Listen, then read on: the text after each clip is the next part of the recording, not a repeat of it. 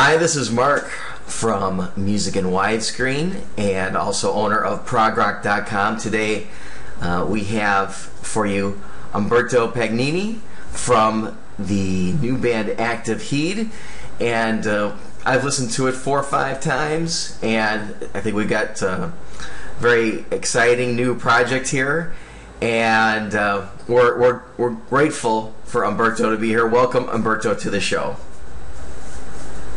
Thanks, Mark. Thank you for inviting me in your show. Yeah, it's great to have you. Now, can you tell me where the name of the band came from? The name of the band, Active, means active attention, yeah? And it's exactly the way I face my life. Okay. Always ready to learn and understand new things. Active, but with attention and care. Excellent. How long has the album been, in the works? Has it taken? Is this a long project that you've been working on for many years? Not a long project. I used more or less 9 months to complete the project. I already had all the songs composed and ready with the lyrics. Okay. And so the pre-production recording of the actual tracks took no more than 2 months in the studio.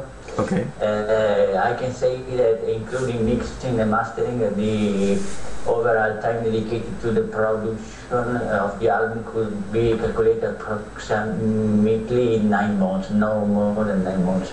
I began to play music, to play the guitar, that is the instrument with which I composed 1.5 years ago, more or less. Okay. And as far as the album, when you see the track list, the songs are on the shorter side. And did you have any thought of maybe tracking it differently? Just because progressive albums typically have longer songs on there, or was there? Did you have any thoughts of that, or were you pretty clear on how it was going to be? Yes, yeah. It's a concept album, right? So you can say that it's a 50 minutes song, right? Divided in 15 parts.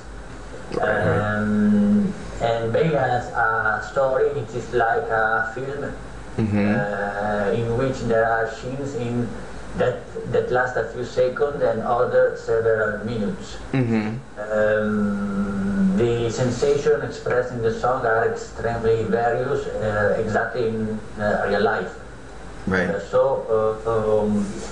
are some a song pass from full love to happiness to desperation, from resignation to rage, from serious consideration to funny stories.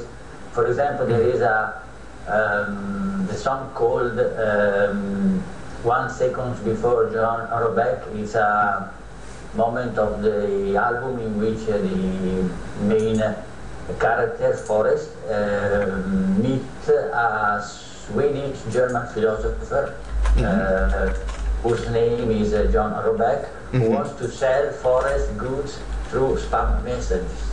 Right. So it's a kind of surreal moment, and so the overall sensation of expressed by the album is are very different, and so there must be a moment in which, for example, when Forrest feel the desperation for the loss of the person he loved the most in his life, in which in 1 minute and 43 seconds he keep on saying, what the hell am I doing in my life without joy? Right. So there's a very different moods in every song, and I couldn't express all the parts of the stories with longer songs. Right. Well, yeah, I definitely agree. It's really one song of 150-minute song, as opposed to the way it's tracked out here. Now, do you have a favorite song? It's almost like saying, do you have a favorite child? But is there any part of the album you're really happy with, or go on? Yes. I think that the song that expresses better the way my idea of progressive music is every 10 seconds before, in which there are several different musical parts that never repeat, going upside down with different moods, but keep a common thread until it's final. I'm working these days on new songs of my second album. Okay. And I'm trying to use the same way of compose that I have in every 10 seconds before. So very different moods, and but with a unique feeling at the base of the song. Okay. And that kind of leads me into another question about what can people expect from the second album? What will be similar and what will be different? So I think you maybe said already what would be similar is it'll have a lot of changes in mood and things like that. But go ahead in your own words. Next album is already in preparation, and I would like to have it ready exactly 1 year after the first as we released. Okay. There will still be Forrest as the main character, traveling in 3 more levels of realities. I have already contacted some of the best musicians here in Italy for the final track in studio, and I hope and I'm sure it will be a great album, because you cannot, it's not worth doing music if not keep on improving. Right. So now I am already over the half of the album, and the songs I finished until now are very good. Okay, great. Okay. The what is it like in Italy? What's the prog scene like in Italy? From the Genesis fans in America, when they think of prog rock in Italy, they think this is the country that made Genesis a #1 album before any other country, with Selling England by the Pound. And so is there can you hear any progressive rock, neo-progressive rock on the radio, or are there a lot of shows to go to in Italy? What's it like in Italy? Italy is, I think, is no different from the other part of Europe.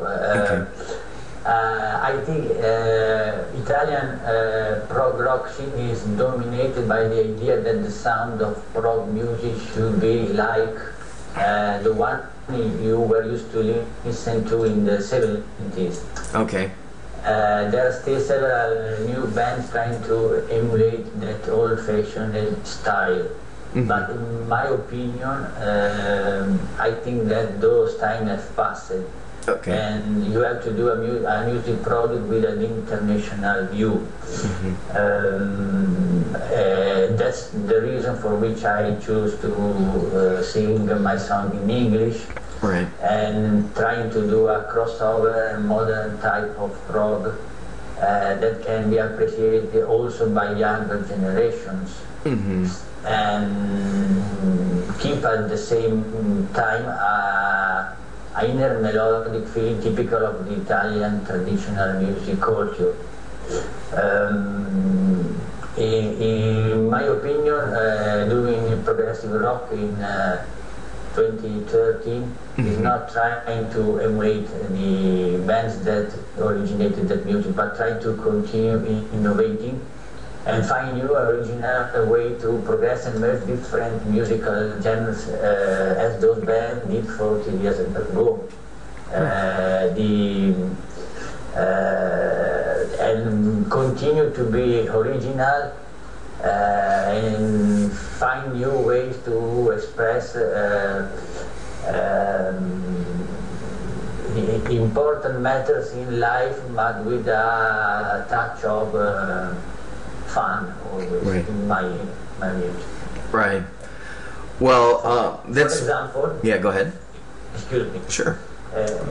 For example, the last song of the album, of my first album with Activity, called Our Vast Emptiness, has 3 different finals that accelerate in tempo, in volume of the music, and also in number of instruments played.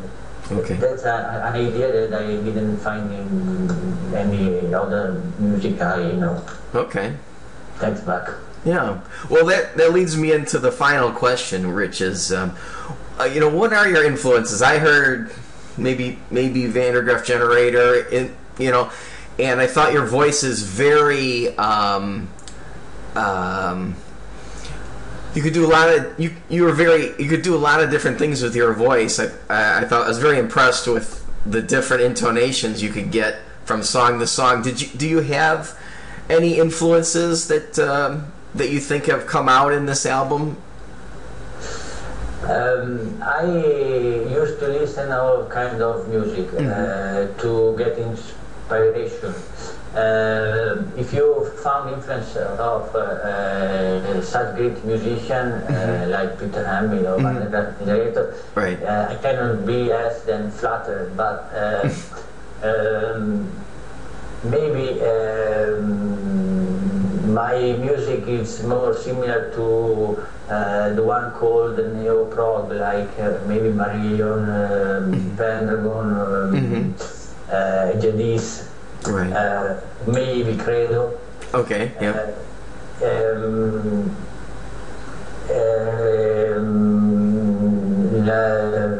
I try to listen all kind of music, so I cannot compare my style with another one, and I hope to find my way of going further in doing music, always being more original. Right.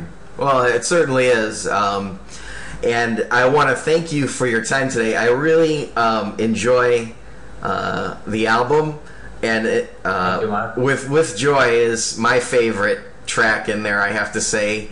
This kind of fun, upbeat thing, kind of poppy, but really kind of emotional. It's almost it's just this kind of little pinnacle in the middle of the album, I think, as far as its emotion. So I want to thank you for letting us listen to the album and coming here with us today. Yes, and I have a question for you. Sure, absolutely. What about my lyrics? What about the lyrics? Yes, because it's not my native language, you know. Oh, yeah. It's very difficult for me to express my thought in another language. Right. Well, I think it does very well, especially flashing fast forward. I thought was interesting, and I'll just say this: I didn't really I know you're from Italy, so I know English is your second language, but I didn't know it because of the album. I thought it was fine. If I look at as I'm looking right now at the song titles seem maybe simple, but I never thought the lyrics did. So I think it's fine, and the story flows. I don't have the liner notes to know what all the lyrics are, but I never thought that. You would never know that English was your second language, I think, by just listening to the album. I was afraid to receive a critique about my English, but I had a step brother with English mother tongue, so he checked everything before. Before decided that they were the final tracks, but I wanted to do something original, so I was afraid not to be understood in the way I would like to be. Right. Now I don't know exactly the message you're trying to get across, and if it was translated into another language in the way, but I think I wouldn't be worried about that, especially there's other bands like Arjen Lucassen has had some issues with that, trying to tell I would say more complicated stories maybe, but I think everybody, all the English speaking people, appreciate the fact that it's in English, it's part of me is sad that you can't do it in your native tongue, you know what I mean? Mm-hmm. But we do appreciate it. Okay. Yeah. How do we continue? How do we continue? Go ahead. I will continue doing my. Oh yes, you will continue. In English. Yeah, no, it's great. I mean, unfortunately, it's just more well known than Italian, and that's the way it goes. So, but all right, well, really, thank you again. Congratulations on the album. It's getting pretty good reviews from what I've seen, and I'm happy to play it during my show, and it's in our rotation at progrock.com. So, we're looking forward to your next album. Thank you for the interview and for being with you today. Sure. And when I go get my family, when I try and study my ancestry, I'll try and look you up because I am headed to Italy at some point here. Okay. All right. All right. All right. Thanks, Umberto, and have a great day. Thank you. Bye. Okay. Bye. Bye. Thanks. Bye.